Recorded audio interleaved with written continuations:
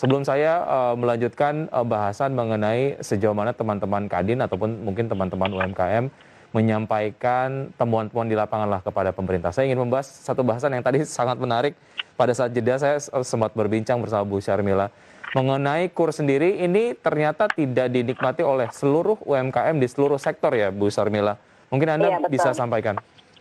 Oke, iya. Jadi yang sekarang menjadi prioritas untuk diberikan pendanaan KUR itu ada 3 bidang yang saya lihat di lapangan ya. Walaupun mungkin dalam kebijakan pemerintahnya saya nggak tahu sedalam apa. Tapi yang di lapangan itu UMKM yang untuk dapat mudah dengan mengakses KUR sekarang dalam pemulihan ekonomi nasional ini ada 3 bidang, yaitu bidang pangan, bidang kesehatan, sama bidang digital. Jadi kalau kita UKM-UKM yang bergerak di bidang itu, nggak ada masalah sama sekali mengakses KUR ya, itu oke banget. Tapi UKM-UKM yang kayak handicraft, ternyata banyak di Indonesia itu handicraft. Kemudian sektor properti, sektor yang lain itu nggak ada penanganan khusus. Dan yang lebih menarik sebenarnya, saya ini terharu juga ya, banyak teman-teman saya yang usaha besar sekarang ini juga mereka kewalahan karena banyak sekali penurunan omset ya, baik di semua lini lah, dari mulai mikro sampai kelas atas itu income menurun, daya beli turun. Akhirnya mereka banyak yang terhambat di bank ya, nggak bisa bayar kredit di bank segala macam. Nah kalau untuk restruktur atau kita mesti ada restrukturisasi bank tuh banyaknya sekarang nggak bisa lagi, banyak yang akhirnya mau nggak mau asetnya dilelang, terus dijual sama yang bisa beli lah atau over kredit seperti itu. Oke, restrukturisasi kredit ini nggak Pun lagi jadi dilihat sebagai masalah, opsi iya. yang diambil begitu ya untuk Betul, melanjutkan usaha karena ada implikasi-implikasi lanjutannya lah. Baik, betul. oke. Terkait dengan hal tadi yang ditemukan di lapangan Bu Syarmila, sejauh mana ini kemudian disampaikan oleh kepada pemerintah dan responnya seperti apa?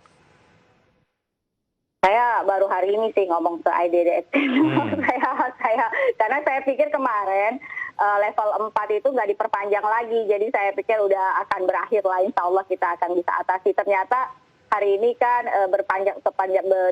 diperpanjangkan lagi level 4-nya. Oleh karena itu saya berharap nanti setelah tanggal 9 ini pemerintah, harapan kita bisa mengevaluasi ya PPKM level 4 ini dampaknya terhadap masyarakat seperti apa by data gitu. Jadi saya mengusulkan setelah tanggal 9 ini jangan lagi mohon kiranya tidak lagi diperpanjang, tapi misalnya tetap adalah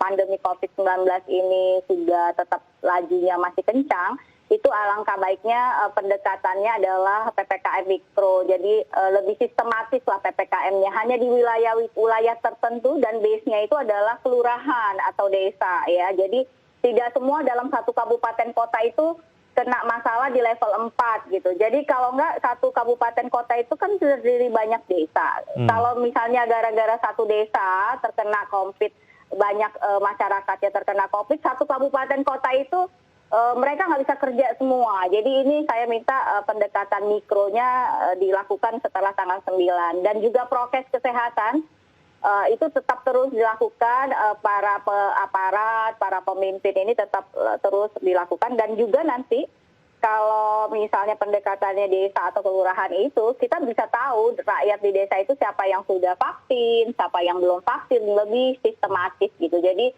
peran-peran desa, peran-peran pemimpin desa atau kelurahan tuh udah harus dilibatkan dalam pengantisipasian COVID mendatang ini gitu Pak. Baik.